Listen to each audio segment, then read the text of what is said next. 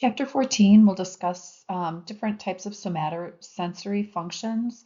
We'll talk about some of our regular senses like touch, heat, warmth. We'll talk about pain. We'll focus a little bit on headaches, and then we'll talk about temperature regulation, including fever, hyper, and hypothermias. So we'll start with just kind of the overall function and composition of the somatosensory components of the nervous system.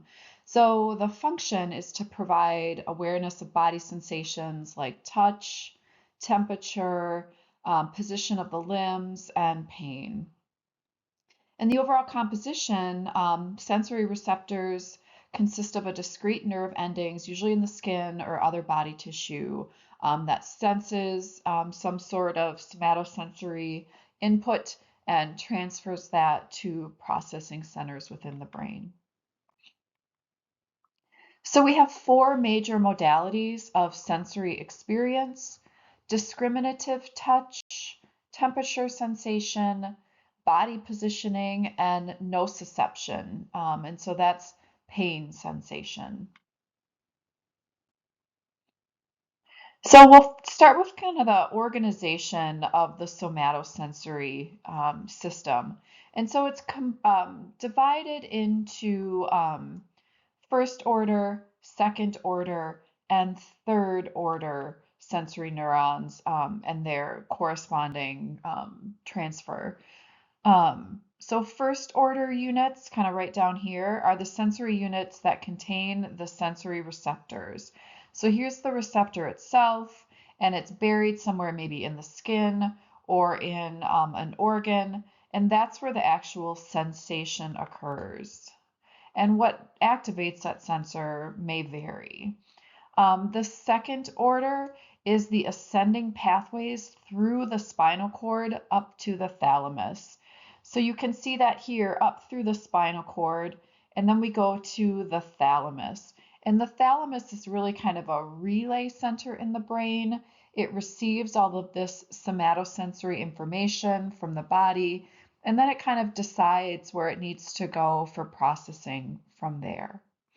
And finally, the third order are the central processing centers, both in the thalamus where that decision is made and in the cerebral cortex.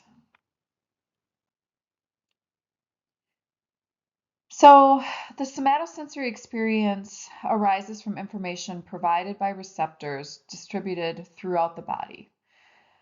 These receptors monitor stimulus discrimination, tactile sensation, thermal sensation, and position sensation. So the dorsal root ganglion, you can see that kind of right here in the spinal cord. All somatosensory information from the limbs and from the trunk share a common class of sensory neurons, and that is the dorsal root ganglion. Okay. The cell body of the dorsal root ganglion, its peripheral branch and its central axon form what is called a sensory unit. Okay, so all of this kind of right here. And somatosensory information from the face and from cranial structures is transmitted by trigeminal sensory neurons. So those are some of our cranial nerves, which function similar to dorsal root ganglion neurons. So very similar to a sensory unit you see here. They're just cranial nerves, so arising directly from the brain instead of arising from the spinal cord. And so we assess those a little differently just based on kind of location and how they travel.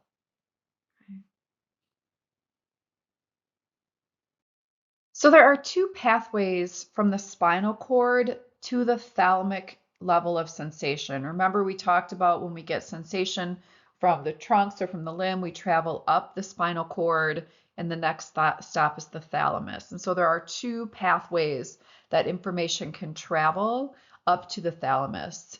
One is the anterolateral pathway. These are bilateral, so both sides, multisynaptic, slow conducting tracts. These primarily provide transmission of sensory information that does not require discrete localization of the signal source, or fine discrimination of intensity. So these pathways transmit sensory information like pain or thermal sensations, crude touch, meaning just the sensation of touch, but not the discrimination of kind of wear or type of contact. And they transmit pressure sensations. Again, these do not require really discrete localization of a signal source or any kind of fine discrimination of intensity. So again, just really kind of crude transmission, low discrimination of the signals themselves. But we also have what is known as the discriminative pathway, and this relays information to the brain for things like perception, arousal, and motor control.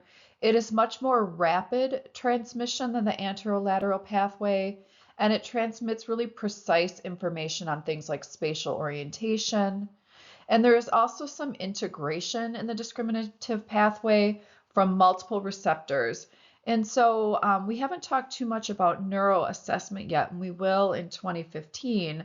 But this is information that allows you to do something called two-point discrimination. So if I'm traveling through the anterolateral pathway and I take an item and stimulate the skin that has two small points of contact, that will not be identified as two. It'll just be identified as pressure. Oh yeah, I can feel that sensation, but if I'm making 2 points of contact, the patient I'm assessing will not be able to discriminate that.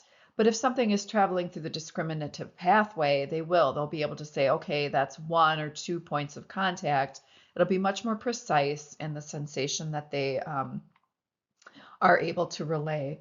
There's another test that we often use in this discriminative pathway. It's something called stereognosis, where we hand somebody with their eyes closed a familiar object that they hold in their hand, something like maybe a key that they can kind of feel, and they can determine what it is just by sensation and then name it. So that's another way that we can test the pathway or the discriminative pathway and make sure that it's intact and functional. If things like that, like 2-point discrimination and stereognosis, are not intact, what we may have is someone who is sending some of that normally discriminative information up through an anterolateral pathway. So again, we'll do some of that in 2015. I can maybe even show you some of that when we meet in person. But we do have different tests, and you'll learn a lot of different neurological tests to kind of tease out how that information is traveling. But in addition to that perception integration and the discriminative pathway, we also need higher order function in the association cortex of the brain to make some of these final determinations. So as I mentioned, one of the tests we can do for the discriminative pathway is stereognosis, where someone identifies a common item in their hand. But we can also test whether or not that parietal association cortex is intact. If we give someone that same key and they can hold it in their hand and describe what they're feeling, but they can't name it or identify it, then we may consider the defect to be at the level of the brain. We call that astereognosis. And so again, they're transmitting the information. They can describe what they're feeling, but they can't name it. So the issue is somewhere up here in the processing centers.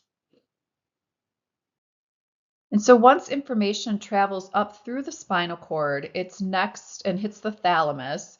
It's relayed to different central processing areas for sensory information. And this is what allows for what we call sensory perception. Just being able to feel things at the periphery, like pressure or temperature changes, that's sensory reception. We need the interaction or the processing within the brain itself to reach perception, which is that notion of kind of understanding and responding to appropriately to sensory input. So perception involves awareness of the stimuli, it involves localization and discrimination of its characteristics, also interpretation of the meaning of that sensory information. So a lot goes into that sensory piece. Um, the full localization, discrimination of intensity, and interpretation of the meaning of the stimuli require processing by the somatosensory cortex. The somatosensory cortex lies in the parietal lobe of the brain. Primary sensory cortex receives sensory information from the thalamus, and somatosensory association areas transform that raw material of sensation into meaningful and learned perception.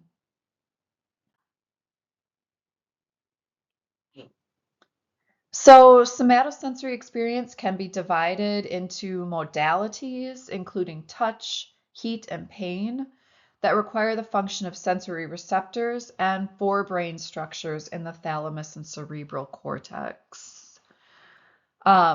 So receptors found throughout the body are sensitive to both physical and chemical energy. And when they receive an adequate level of stimuli, and that means the amount of energy that's required to result in an action potential, then they send that stimuli or that information up to the processing centers of the brain through the spinal cord. Those ascending pathways carry information from receptors to the brain for that central integrative mechanism.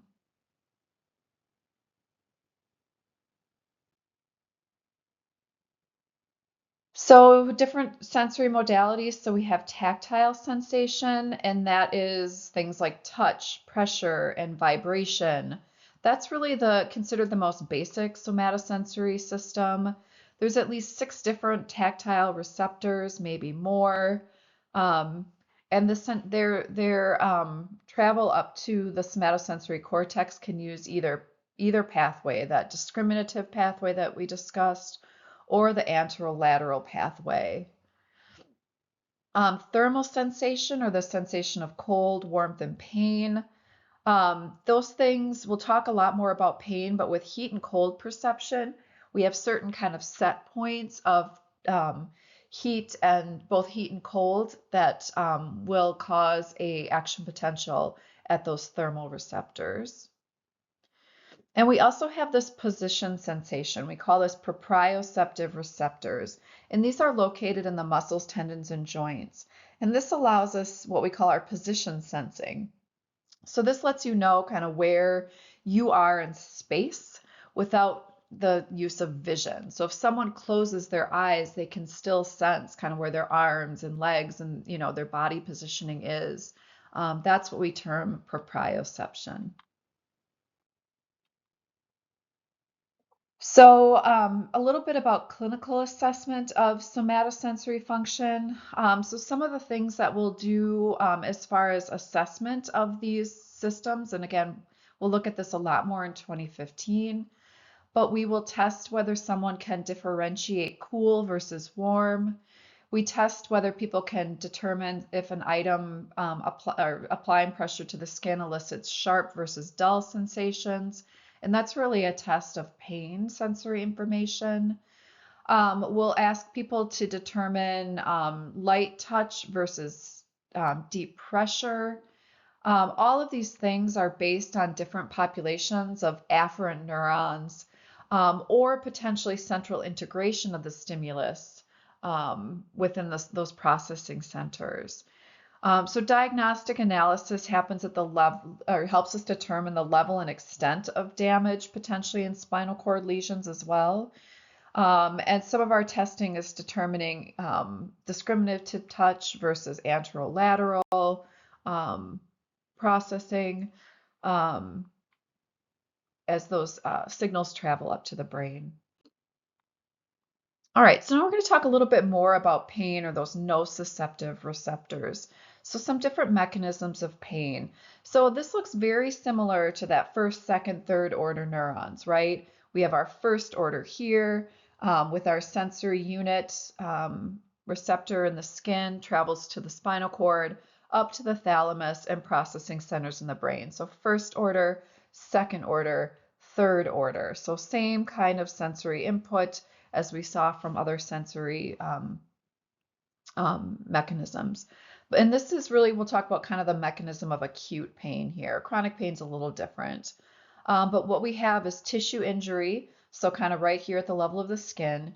And anytime we have tissue injuries, we've talked about previously, we get the release of inflammatory mediators at that site of injury. And those inflammatory mediators often will also stimulate via chemical response the nociceptors in the area of trauma. And so you can see that here. We have tissue injury, we have inflammation, and then we have mediator release. And some of the mediators involved here are things like substance P, prostaglandins, serotonin, and acetylcholine. We're going to talk more specifically about prostaglandins, but those are some of the chemical mediators released that then can stimulate this nociceptor to start transmitting a pain signal up to the brain. So pain impulses are then transmitted to the dorsal horn of the spinal cord, where they make contact with those second order neurons right here. So there's that synapse, okay? And they cross to the opposite side of the cord and ascend up the spinal thalamic tract to next to the reticular activating system and then to the thalamus. The localization and meaning of pain then occur at the level of the somatosensory cortex up here. Okay. So again, chemical mediators are released from injured and inflamed tissues, and they stimulate the nociceptors or sensitize them to the effects of nociceptive stimulation. So nociceptors or pain receptors respond to both mechanical stimuli, they respond to temperature extremes, and to those chemical stimuli, those chemical mediators. So chemical mediators like prostaglandins are often a target of medications used to treat pain. So many of our pain medications actually block prostaglandins so that they don't send that nociceptive pain signal. Pathways are present for both fast and sharp pain, and also for slow, continuously conducted pain. So a little bit more about those two separate pathways for pain transmission. We have what we call the neospinal thalamic tract and the paleospinal thalamic tract. So the neospinal thalamic tract is responsible for rapid transmission of sensory information to the thalamus. So this is transmission of really sharp, fast pain information. And what the client often experiences with this type of transmission is pain experienced as kind of like a bright, sharp, or stabbing nature. We're going to talk more about the assessment of pain again in 2015, but when we assess pain, we ask many questions about it. And one of the questions we often ask is, what does the pain feel like, or can you describe the pain? And so that's how we get these different descriptions of pain experience from patients. And it tells us a little bit about how that pain is being transmitted. After that synapse is made in the spinal cord, pathways continue to the contralateral, so opposite side, parietal somatosensory area to provide the precise location of the pain. So remember that when we move from that first sensory unit and we make that synapse within the spinal cord, that information crosses to the other side of the spinal cord to be transmitted up. So that's what we mean by contralateral, it's other side. So if I'm sensing something on the left side of my body, I'm actually processing that on the right side of my brain. That's a pretty common experience of transmission with many different sensory information and then also motor information coming back down from the brain. The paleospinal thalamic tract, these are more slow conducting tracts. They transmit sensory signals that don't require as much discrete localization or discrimination or any fine gradations in intensity. They project into the intralaminar nuclei of the thalamus, so also go to the thalamus. But what the patient experiences here is more things like diffuse, dull, aching, and unpleasant sensations.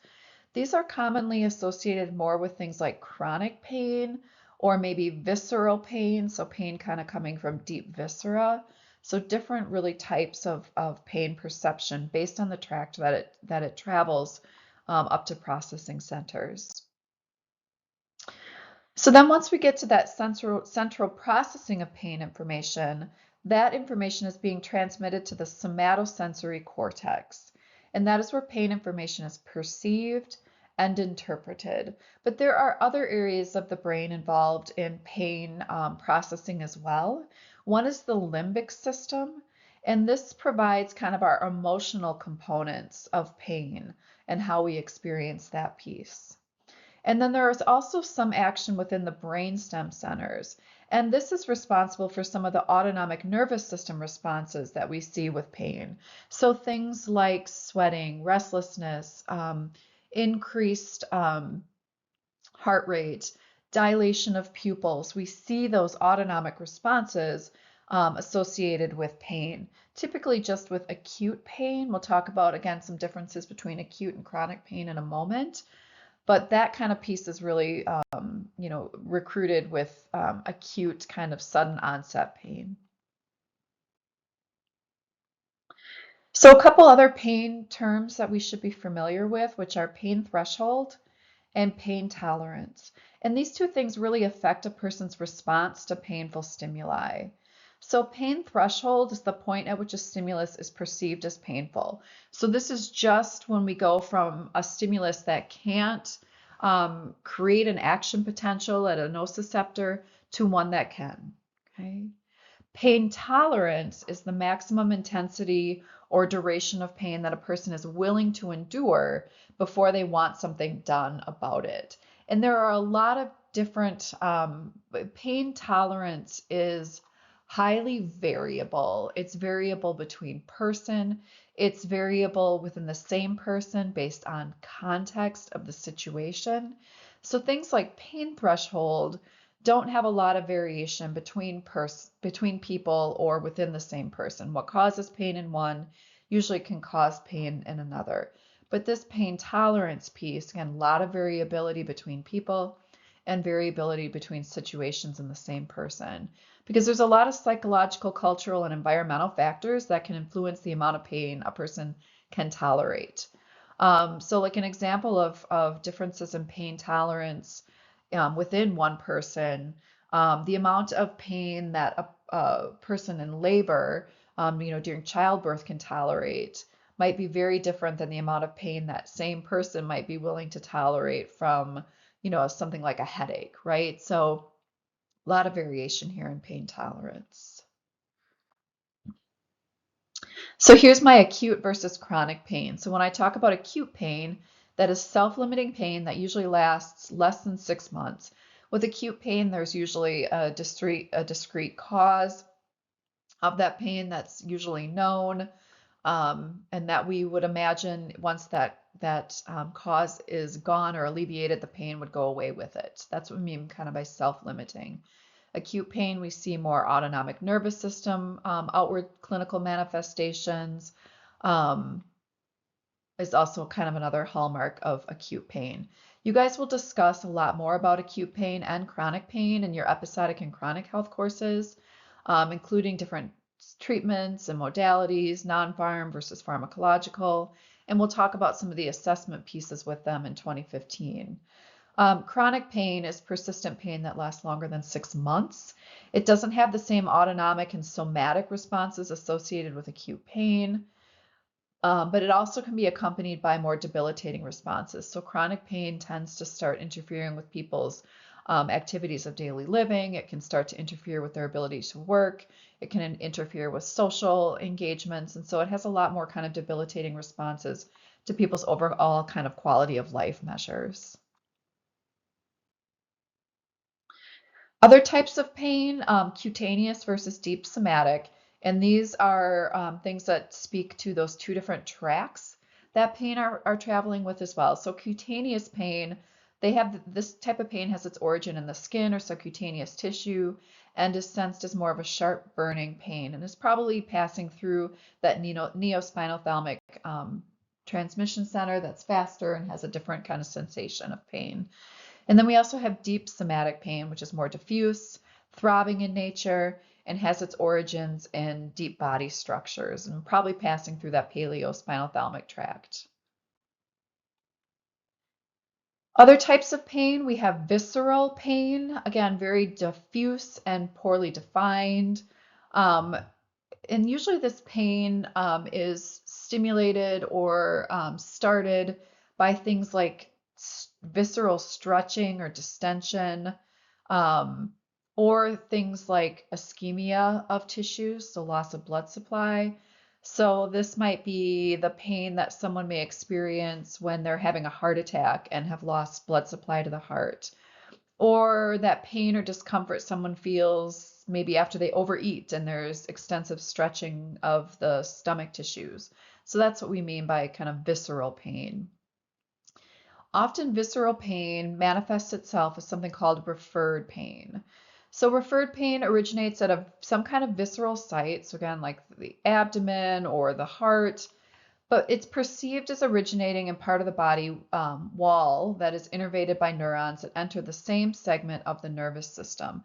So you can kind of see that here, right? We have this segment of the nervous system that synapses here in the spinal cord, but we have nerves coming both from the skin and then nerves coming from kind of that deep visceral area.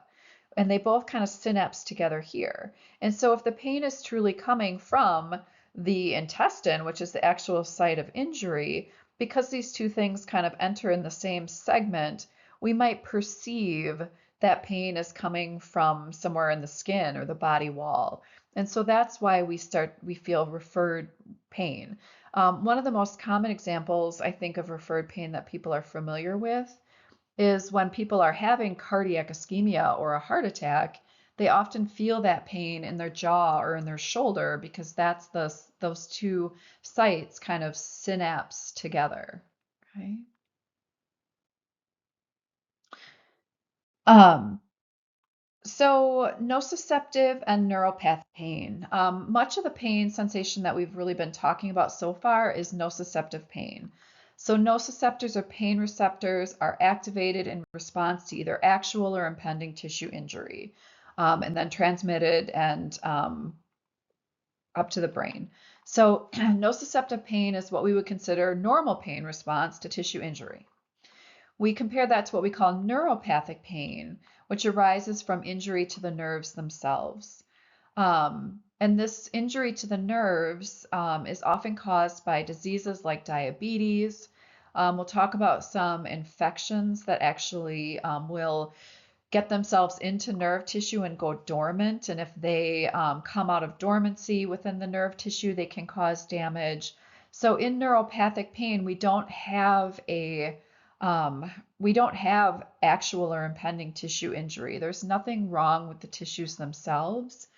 The damage or the injury is actually directly in the nerves. We have some sort of nerve damage or infection that is sending pain signals when there really isn't any reason for that pain. So that's the description of neuropathic pain. Some other symptoms of tissue and nerve injury, one is something called allodynia. Allodynia is pain from non-injurious stimuli to the skin. We often refer to this as maybe trigger points.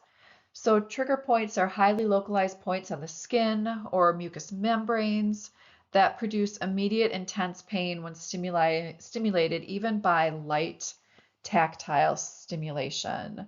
So we have some myofascial trigger points or foci of extreme tenderness found in like the muscles. And these can be responsible for pain projected to sites remote from points of tenderness. So that's kind of a description of this term allodynia. There's also something called hyperalgesia, and this is extreme sensitivity to pain. Possible causes of this include increased intensity to noxious stimuli, or a decrease in that receptor, nociceptor threshold itself. And the final term is analgesia. This is the absence of pain from stimuli that would normally be painful. And so we can often induce analgesia, maybe by medications, but there are some people, maybe based on genetic mutations, that have analgesia kind of inborn. Some people don't sense pain at all. This is a pretty dangerous situation because pain is protective in that it makes us stop the type of tissue injury that we're engaging in. So these folks tend to have more injuries. They need to be protected.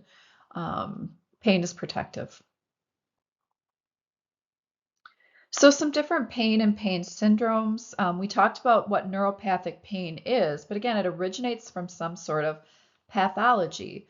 Neuropathic pain is caused by damage to some peripheral nerves. So one of the most common things that damages peripheral nerves is diabetes. So long-term elevations in blood glucose levels start to cause damage to the nerves themselves. And that can cause neuropathic pain or neuropathy. And so these patients get all this pain transmission, often starting in the feet. Nothing is injuring their feet, but they're getting these pain sensations. We can also see this in patients who have engaged in long-term alcohol use, so that can also damage the peripheral nerves. Phantom limb pain and complex regional pain syndrome are also other types of neuropathic pain.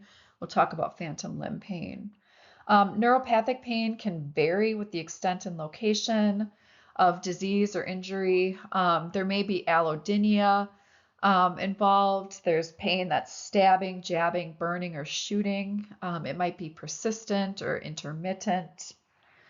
We also have a pain syndrome called trigeminal neuralgia. This is associated with facial tics or spasms, and kind of stabbing pain. And this pain sensation is originating from cranial nerve 5. That's the cranial nerve that innervates the face. That's your trigeminal nerve. And so we see again facial tics and spasms in the facial muscles themselves. And there's kind of stabbing, intense pain that's coming from the facial area. And that is a neuralgia of that nerve itself. So again, there's no actual tissue damage, anything happening at the level of the face at all. It's all directly coming from that trigeminal nerve. And another type of pain or neuropathic pain is what we call post-herpetic neuralgia. So the herpes virus is one that can get itself kind of into the nerve fibers themselves.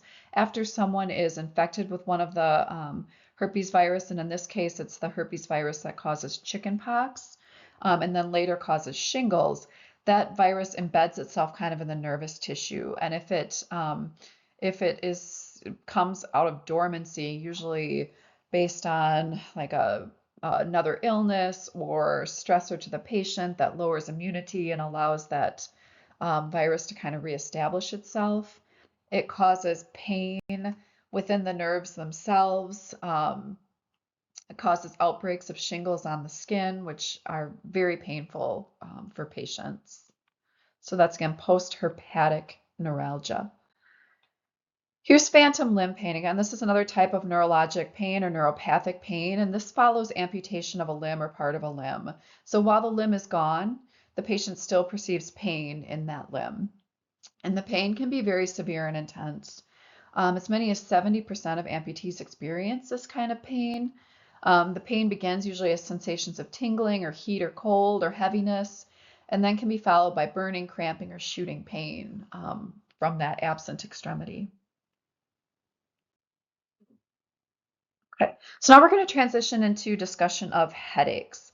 The International Headache Society classification of headaches include primary, secondary, and cranial neuralgias and facial pain. So primary headaches, we'll talk about several of those coming up.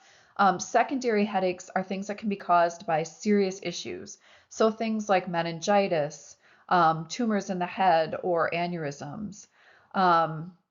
Things to look for as far as secondary headaches are sudden onset of really severe or intractable pain in otherwise healthy people. who have never had headaches before, or headaches that develop after the age of 50 with no previous diagnosis of headache. So those are things that might be indicative of secondary headaches. Other headache red flags for secondary causes are headaches that start at night during sleep, because when people are flat, it increases the pressure inside of the head. And so we might see more flare-ups of things that are secondary in nature. And the reason it's important to determine whether a headache has primary or secondary causes is if it's secondary in nature, again, it might signal a serious underlying disease like an aneurysm or a brain tumor or meningitis that would need immediate treatment, right? We wouldn't just be treating the headache, we would really need to treat that underlying cause. And so if people come in, again, with sudden onset that's severe or late in life onset with no previous diagnosis, they really need to be worked up for any secondary causes. So now we'll talk about some of the different types of headaches. So one very common type of headache is migraine headache. This affects 38 million people and tends to run in families. So we think it's probably even an autosomal dominant trait with variations in penetrance, because we do see variations in the severity of migraine in different people. The pathophysiology of migraine is very poorly understood. There's some thought that it maybe is cranial nerve 5 involvement, but we're not exactly 100% sure. Some of the newer treatments, like Botox treatments and things to the face, have been pretty successful in helping some with migraine, which further points to maybe cranial nerve 5 involvement as a cause of migraine. There are also a lot of hormonal variations, especially the influence of estrogen on the timing and severity of migraine. Migraine is much more common in women, um, and it seems to be exacerbated during menstrual periods, which again speaks to that kind of hormonal variation. Migraine also has what we call triggers, and many of them are kind of dietary triggers. So things like MSG, aged cheeses, or chocolate. There are also lifestyle triggers to migraine, things like stress, or things like changes to sleep patterns can become triggers to migraines. There are two kind of types of migraines. There's migraine with and migraine without aura. Aura can be things like visual disturbances, like lights or halos. Sometimes it's like a sensory kind of thing, like maybe tingling or numbness. So that's what we mean by aura. So some folks have almost a warning and aura before the actual pain of migraine starts, and some don't have aura at all. Um, Treatment can be both preventative and abortive in nature. So preventative treatment, often it's lifestyle modifications. So again, things like avoiding known triggers. So people might kind of keep track of migraine severity and different kind of lifestyle things to sort of identify these triggers and then remove them. So again, avoiding dietary triggers, making sure that they are following different stress management techniques, making sure that their sleep pattern is really regimented. Those things might help with prevention of migraine. And then there are some pharmacological methods that we can use for treatment. Sometimes we use beta adrenergic blocking medications. So one is something like propranolol, otherwise known as Inderal, might be medications that are used. Antidepressants can sometimes help. Sometimes anti-epileptic or medications used for epilepsy can also help. And as I mentioned before, we're starting to use Botox, and there's other abortive therapies that are starting to have some pretty decent success, some injectable medications. Many of them are really expensive and can be cost prohibitive for patients. And often insurance companies are reluctant to pay for them until someone has, tried and failed all other migraine therapy. Abortive measures are largely medication related. Often these people find that pain is relieved if they're in a quiet, dark area. So that's one potential non-pharm treatment. But we also have medication treatments. So acetylsalicylic acids or aspirins actually work pretty well with migraine, and one common treatment is a combination drug of aspirin, acetaminophen, and caffeine combinations. That's what's in Excedrin migraine, and those work pretty well for some people. NSAIDs can also be helpful. Serotonin receptor agonists can help. There is a class of medications called ergotamine derivatives, which can be helpful for some. And because there's a lot of nausea and vomiting also involved in migraine for many people, they may also benefit from antiemetic medications. So tension headaches are another type of headaches. These are the most common type, but luckily, even though they're very common, they aren't usually severe enough to limit someone's daily activities. Um, They are thought to be caused by sustained tension in the scalp or in the neck. Sometimes they may be a transformation of migraine headache. They may also be caused by oromandibular dysfunction, stress, anxiety, depression, and sometimes we see them as a result of overuse of analgesics or overuse of caffeine. They tend to feel like kind of a dull and aching sensation, and they're diffuse in nature, meaning kind of all around the head. Um, in comparison to migraine, which usually is kind of like a one side kind of sharp stabbing sort of pain, these are kind of diffuse throughout the head. And often we see kind of a hat band distribution where they kind of wrap themselves around the top of the head and maybe over the top. Is where we would sense that pain. They are often really responsive to non-pharmacological treatments like massage or physical therapy, things that can kind of typically reduce tension or stress.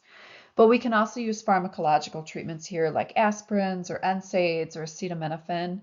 But we do have to do this very carefully and watch for rebound headaches. So some people who take a significant amount of these medications, almost on a daily or several times a day basis for treatment might actually experience worsening headache symptoms. That's what we mean by rebound headaches. So we do have to use a little care here with those medications. Cluster headaches, these are relatively uncommon and they're far more common in men than women. They appear in clusters, and so those clusters might last weeks or months, and then they'll have periods of remission. The cause is really unknown, but we think there's probably an autosomal dominant gene link here. And there's both pain and autonomic symptoms involved. So the underlying cause is probably a combination of both vascular, neurogenic, metabolic, and humoral factors. Pain is usually behind the eyes and radiates to the trigeminal nerves. And the headaches themselves are associated with things like restlessness, redness of the conjunctiva, lacrimation or watery eyes on one side. People get nasal congestion and runny nose. They get sweating, especially in their forehead and their face. Their eyes might droop, their pupils dilate. They get some eyelid edema. So again, some autonomic responses um, involved here as well. The pain usually has a rapid onset and it peaks within 10 to 15 minutes and lasts up to 180. An interesting treatment here for cluster headaches is the immediate introduction of oxygen therapy. And for many patients, that can abort this headache pretty quickly. And so some patients with cluster headaches even get prescription for home O2 to be able to treat these medications. Other prophylactic meds here might be verapamil, which is a calcium channel blocker, lithium, which we typically use for manic depression. Corticosteroids may help. So again, some prophylactic medication treatments. Another type of headache, chronic daily headaches. So these are headaches that last 15 days or more, a month, and that occurs for greater than 3 months. So lots of headaches. The cause is unknown. It may be related to medication overuse or that rebound headache. They might be more transformed migraine. They might be transformed tension headaches. They might be from trauma. And some patients just develop these with no other known cause. They may resemble migraines. Sometimes they resemble chronic tension, so the pain experience can be variable. We have both farm and behavioral interventions, so non-farm techniques like biofeedback and massage, acupuncture, relaxation, physical therapy might help. We might reduce or eliminate medications, including caffeine, to see if we can get a reduction in overall symptoms if it's perhaps a rebound type headache. And the final pain piece here, head pain piece, is this temporal mandibular joint pain. So this is another common cause of head pain, but it's caused by an imbalance in joint movement because of either poor bite or bruxism or kind of misalignment of the jaw joints itself. So again, the pain is coming from the jawbone. We sometimes call this TMJ syndrome. And so oftentimes the treatment of this comes from perhaps dental interventions as well. It's a type of referred pain. So again, the pain's coming from the jaw, but it's being referred to the head. And it presents as facial muscle pain, headaches, neck pain, and earaches. The best treatment for this is NSAIDs because it's usually an inflammatory response of the jaw itself. So using an anti-inflammatory is usually our best course of treatment to take care of the pain from TMJ syndrome. All right, so we're going to move from pain now to temperature regulation.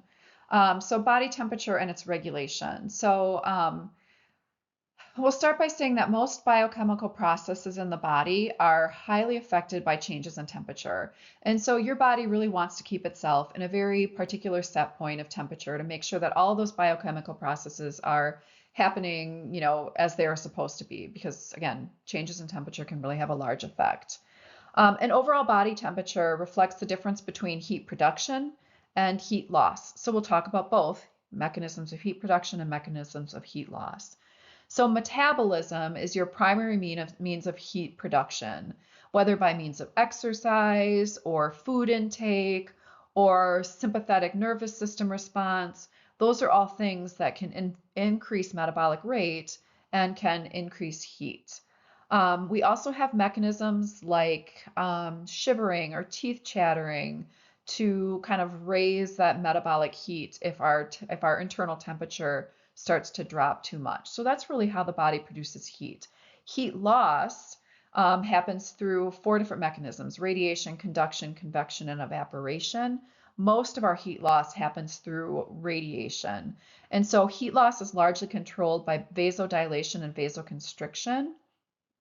So I think we talked about this maybe when we talked about thyroid, but if our body temperature increases, we dilate the blood vessels, especially in the skin and on the periphery, because that allows more blood to go to the surface and then heat to be lost through the skin through radiation.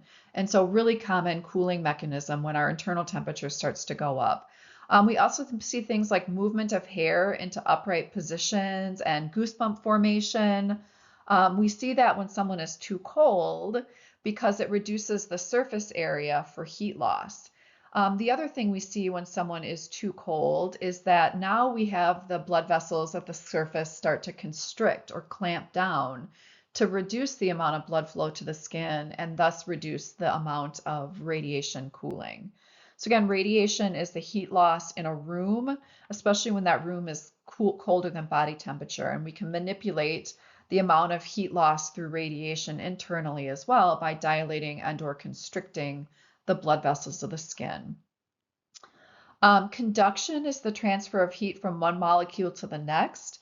And so we can use conduction by using things like warming blankets to try to warm somebody up, or by using cooling blankets to try to cool them down. So that direct transfer of heat or cold. Convection is I think, best exemplified by the discussion of wind chill factor, right? When it's cold outside, they talk about actual temperature and feel like temperature, right? And that's because of that movement of air across the skin that makes things feel colder than they normally are. That's convection. And evaporation is the only way we have to cool the system if our room temperature exceeds our body temperature. So if you are sitting in an environment where the outside air is warmer than your body, you use body heat to convert water on the surface to water vapor, and that helps to cool us. So that's why we sweat. So increased body temperature because of fever, fever or pyrexia is an elevation in body temperature that's caused by an upward displacement of the thermostatic set point in the hypothalamic thermoregulatory center. So in your hypothalamus, you have a thermoregulatory center that has a set point of body temperature. And for most people, right, it's around 98.6 degrees. Is your set point. When someone has a fever, there's bacteria or breakdown of products or bacteria present in the blood or tissues that signal this release of cytokines into the bloodstream. When cytokines are transported to the hypothalamus, the cytokines induce prostaglandin release. That prostaglandin binds to receptors in the hypothalamus, and that induces an increase in the thermostatic set point. And so instead of your hypothalamus thinking, I need to be 98.6 degrees, now it's thinking, okay, I need to be 101 degrees. So then your hypothalamus starts to initiate different mechanisms in the body designed to bring up your temperature. So things like shivering, things like vasoconstriction that will help to raise your core body temperature. And all of that starts to bring you up towards that new set point, and now you have a fever. We're not exactly sure what the purpose of fever is, but studies suggest it probably increases survival rates in animals, so it's protective in some manner. Um, Fever can be intermittent, sustained, remitting, or relapsing. I'm not too worried about you knowing those distinctions. But it also occurs in different stages. So you have this initial like kind of prodrome followed by that feelings of chill, and that's when your body is starting to work on raising up your temperature. And then you get flushed and start sweating. So those are kind of the different stages that we see someone move through when they have a fever.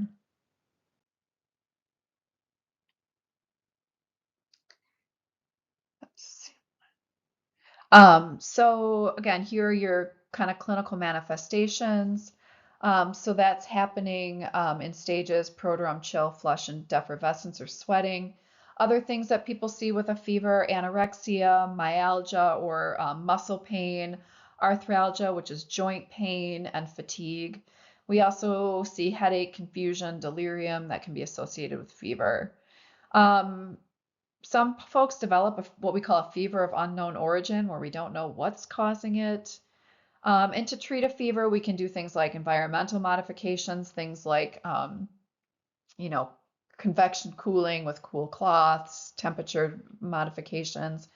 Medications also work here. As I mentioned earlier, prostaglandins are what are signaling that temperature rise in the hypothalamus. So if we use medications like NSAIDs or acetaminophen that block prostaglandins, we can also block fever.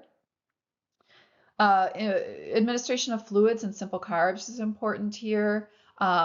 Fluids help to relieve fever symptoms and also help to replenish fluid that might be lost via sweating. Simple carbohydrates, if your body is working really hard metabolically to raise your temperature, it can start breaking down like other tissues and things to get that energy. So we need to replace that by administering simple carbs. And also the simple carbohydrates will help our immune function while we have that increase in metabolic rate. Um, and if we know what the cause of the fever is, we would treat that primary cause, right? If it's an infection, we would treat the infection.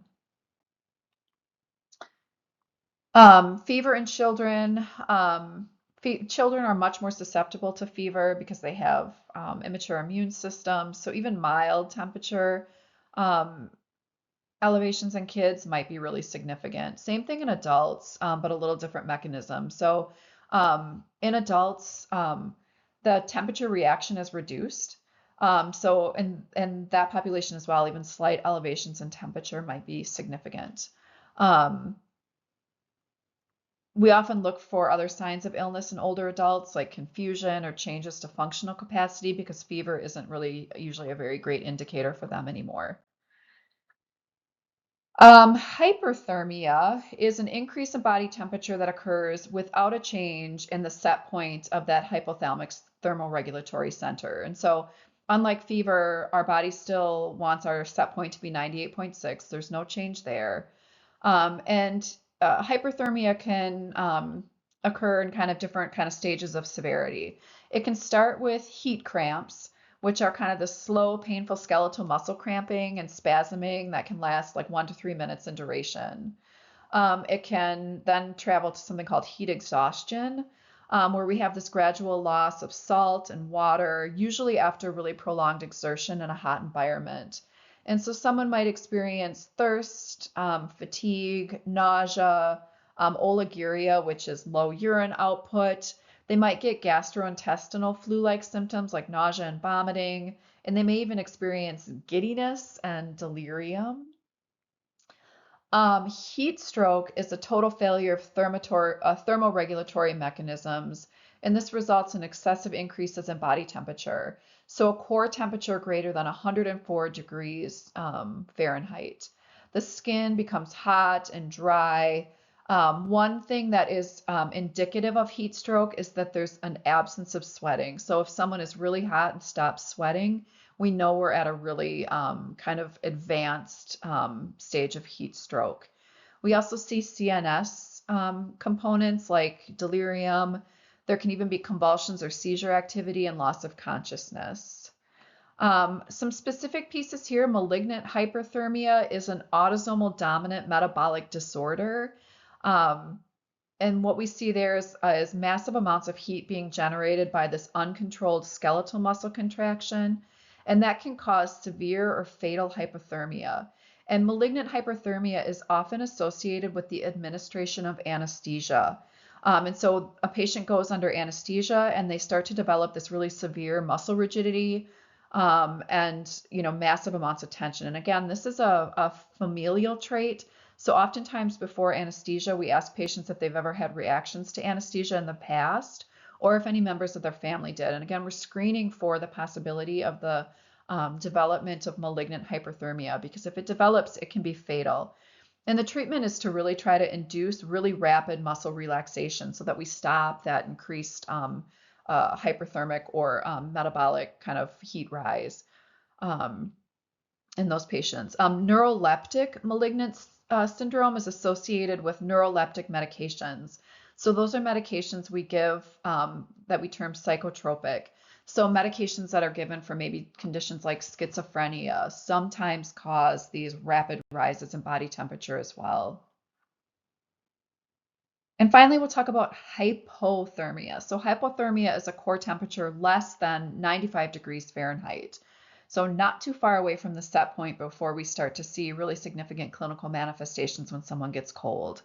Accidental hypothermia are things like water submersion or extensive prolonged time in cold. And often these can be exacerbated by things like alcohol intake or malnutrition. Sometimes those things are reasons why people are out in the cold. Diseases like cardiovascular disease or stroke, hypothyroidism, spinal cord injury can also exacerbate accidental hypothermia. Neonatal hypothermia, so infants are particularly at risk for hypothermia. They have, relative to their body weight, they have a really high body surface area. So they're small. So you would think, oh, not much body surface area, but compared to their overall weight, they have a lot more body surface area than an adult. And so what that means is that they lose a lot more heat through radiative cooling than an adult would. They also have a lot of thinner layer of subcutaneous tissue, which also predisposes them to more heat loss, especially if they're low birth weight. They're at even higher risk. Um, and the last thing I'll talk about is, well, two more things. Perioperative hypothermia is something you also need to be aware of. It's the result of cold environment and thermoregulatory mechanism blocking caused by anesthetics and other drugs. So this is hypothermia that we see post-surgery.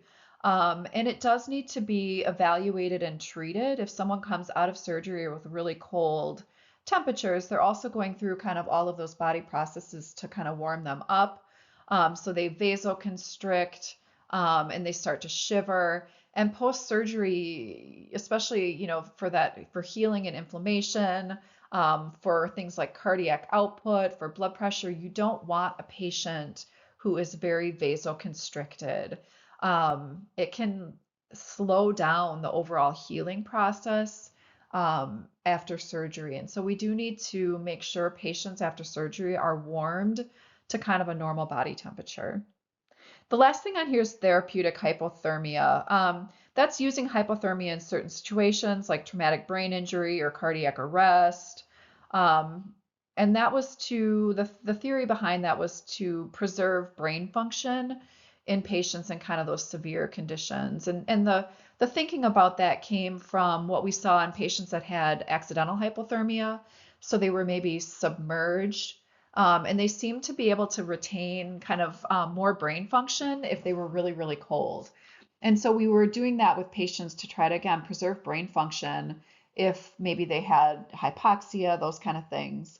But what has kind of come out of research after years of trying this is that purposeful cooling doesn't really do much to preserve brain function like it does in some of those accidental natures. So I'm not sure too much therapeutic hypothermia is being used anymore. It just didn't really bear out in the research.